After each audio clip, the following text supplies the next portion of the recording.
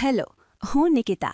આજે આપણે બંધારણના વન લાઇનર કે જે એલઆરડી, પીએસઆઈ, સીસીઈ જેવી ગુજરાત સરકારની આવનાર ભરતી પરીક્ષા માટે ઉપયોગી એવા 2500 પ્રશ્નોમાંથી પ્રશ્નો જોશું. બંધારણની આ સિરીઝ નવા અભ્યાસ અનુસાર તૈયાર કરવામાં આવી છે, જે બંધારણના બધા ટોપિકમાંથી પ્રશ્નો આવરી લે. તો ચેનલને સબસ્ક્રાઇબ કરીને બેલ બટન પર ક્લિક કરી લો, જેથી કરીને હું ખુશ થઈ જાઉં. તો ફટાફટ ચેનલ સબસ્ક્રાઇબ કરીને વિડીયોને લાઇક કરી લો. પ્રશ્ન 51. રાષ્ટ્રીય ચિહ્નમાં કેટલા સિંહો હોય છે? 4. પ્રશ્ન 52. રાષ્ટ્રીય ચિહ્નમાં કયા બે પશુઓ જોવા મળે છે? આખલો જમણી બાજુ અને ઘોડો ડાબી બાજુ. પ્રશ્ન 53. બંધારણનો અમલ કઈ તારીખથી થયો હતો? 26 જાન્યુઆરી 1950. પ્રશ્ન 54. ભારતના રાષ્ટ્રીય ધ્વજમાં કેટલા રંગ છે? 3. પ્રશ્ન 55. રાષ્ટ્રીય ધ્વજમાં કયા 3 કલર હોય છે? કેસરી, સફેદ અને લીલો. પ્રશ્ન 56. આપણા રાષ્ટ્રધ્વજની લંબાઈ પહોળાઈનું પ્રમાણ કેટલું છે? 3:2. પ્રશ્ન 57. આપણા દેશનું રાષ્ટ્રગાન કયું છે? જનગણમન. પ્રશ્ન 58. જનગણમન રાષ્ટ્રગાન કોણે રચ્યું? રવિન્દ્રનાથ ટાગોર.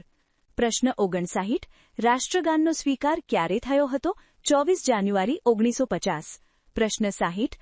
જનગણમન રાષ્ટ્રગાન કેટલા પંક્તિનું છે? 5. પ્રશ્ન 61. જનગણમન રાષ્ટ્રગાનને કયું? 62. આપણું રાષ્ટ્રગીત કયું છે? વંદે માતરમ. પ્રશ્ન 63.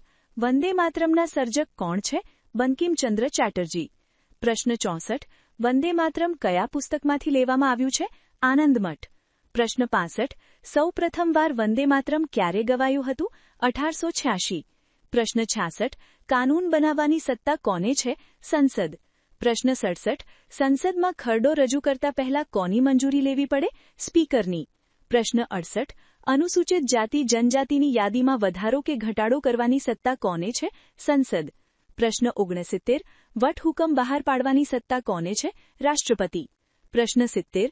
સુપ્રીમ કોર્ટમાં ન્યાયાધીશોની કુલ સંખ્યા કેટલી હોય છે? 26. પ્રશ્ન 71. બંધારણ સભાના કુલ સભ્યો કેટલા હતા? 389. પ્રશ્ન 72. ભારતની સંસદની પદ્ધતિ કયા દેશમાંથી લેવામાં આવી છે? બ્રિટનમાંથી. પ્રશ્ન 73. સમવાયી તંત્રનો વિચાર કયા દેશના બંધારણમાં મૂળભૂત અધિકારોની કલમ કઈ છે? કલમ 12 થી 35. પ્રશ્ન 75. ભારતના બંધારણનો અમલ ક્યારે કરવામાં આવ્યો છે? 26 જાન્યુઆરી 1950. પ્રશ્ન 76.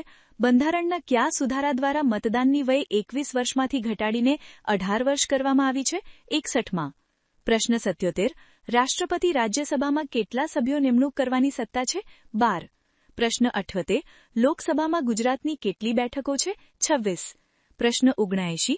ગુજરાતનું રાજ્યસભામાં પ્રતિનિધિત્વ કેટલી બેઠકોનું છે? 11. પ્રશ્ન 80. ગુજરાત વિધાનસભાની બેઠકો કેટલી છે? 182. પ્રશ્ન 81. કઈ કલમ દ્વારા બંધારણમાં સુધારો લાવવાની સત્તા છે? કલમ 368. પ્રશ્ન 82. બંધારણનો પ્રથમ સુધારો કઈ સાલમાં થયો? 1951. પ્રશ્ન 83. બંધારણના કેટલામાં સુધારા દ્વારા બંધારણમાં નાનું બંધારણ ઉમેરાયું? 42માં. પ્રશ્ન 84. કયા રાજ્ય લોકસભામાં વધુ બેઠક? 85. આપણું રાષ્ટ્રીય ફૂલ કયું છે? કમળ. પ્રશ્ન 86. આપણું રાષ્ટ્રીય સૂત્ર કયું છે? સત્યમેવ જયતે. પ્રશ્ન 87. આપણી રાષ્ટ્રીય ભાષા કઈ છે? હિન્દી. પ્રશ્ન 88. સત્યમેવ જયતે કયા ઉપનિષદમાંથી લેવામાં આવ્યું છે? મુંડક. પ્રશ્ન 89. ભારતનું બંધારણ લખિત તરીકે કોણ ઓળખાય છે? ડોક્ટર આંબેડકર. પ્રશ્ન 90. સમાજવાદ બિન સાંપ્રદાયિક શબ્દો બંધારણમાં કયા સુધારા દ્વારા ઉમેરવામાં આવ્યા છે? 42માં. પ્રશ્ન 91. ભારતનો કયો મૂળભૂત અધિકાર રદ કરવામાં આવ્યો છે? મિલકતનો. પ્રશ્ન 92. ભારતીય પ્રજાસત્તાક તંત્રના વડા કોણ છે? રાષ્ટ્રપતિ. પ્રશ્ન 93. રાષ્ટ્રપતિ રાજીનામા પત્ર કોને ઉદ્દેશીને લખે છે? ઉપરાષ્ટ્રપતિને. પ્રશ્ન 94. રાષ્ટ્રપતિના પદની મુદત કેટલી હોય છે? 5 વર્ષ. પ્રશ્ન 95. રાજ્યસભાના સભાપતિ કોણ હોય છે? ઉપરાષ્ટ્રપતિ. પ્રશ્ન 96. બંધારણ લખાયું ત્યારે કેટલા પરિશિષ્ટ હતા? 8. પ્રશ્ન 97. રાષ્ટ્રપતિ મૂર્તિ. પ્રશ્ન 98. બંધારણની કઈ કલમ નીચે રાષ્ટ્રપતિનો હોદ્દો છે? કલમ 52. પ્રશ્ન 99. ઉપરાષ્ટ્રપતિના પદની વયમર્યાદા કેટલી છે? 35 વર્ષ. પ્રશ્ન 100. ઉપરાષ્ટ્રપતિ રાજ્યસભાનું કોને ઉદ્દેશીને લખે છે? તમને આમાંથી કેટલા પ્રશ્નો પહેલાથી આવડતા હતા? કોમેન્ટમાં લખો. અને જો તમને આવા પ્રશ્નો ઉપયોગી લાગે તો વિડીયોને લાઇક કરો અને ચેનલને સબસ્ક્રાઇબ કરો.